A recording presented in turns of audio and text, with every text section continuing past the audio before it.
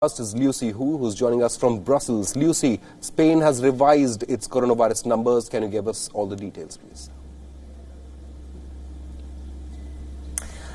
Yes, after looking again at the figures over the last 3 months since the coronavirus began in the country has now revised its official death toll from by 2,000, saying that in fact there were 2,000 less deaths than had initially been thought, and that the death toll is just under 27,000 at 26,834. The also total number of cases is less than was initially expected as well. So some good news from Spain, which was the second worst affected country in Europe after Italy and had one of the strictest lockdowns in Europe. For 8 weeks, people unable to even take exercise outside of their homes. But now very much light at the end of the tunnel as locals are allowed to return to the beaches, and even the lockdown restrictions begin to lift in the most densely populated cities of Madrid and Barcelona.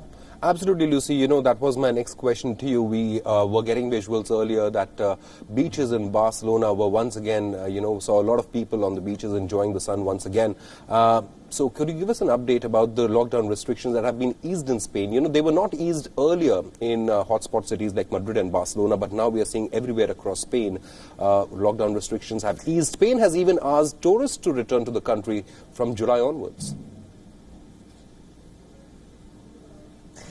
Yes, July the 1st, Spain's tourism minister has said will be the date where international travellers can plan holidays in Spain. So a significant moment there. The tourism industry is a huge business in Spain. It's worth some 12% of its GDP and makes up 13% of its total employment. So it is very important to the government to kickstart its tourism industry ahead of the peak upcoming season. For locals, yes, as you say, beaches in the Canary Islands, but also in those major cities, the famous beaches of Barcelona starting to fill up as those restrictions were lifted yesterday. Also major parks in those big cities reopened again for the first time in several weeks. So, again, huge relief for citizens who've been living under the strictest lockdown conditions in Europe. In terms of the tourism strategy, it's going to start with a local and regional level.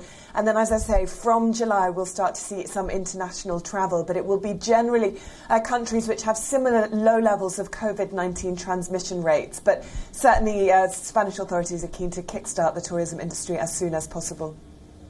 Lucy Hu, thank you so much for joining us with all the updates from Spain. The country has revised its coronavirus numbers, bringing it down by close to 2,000.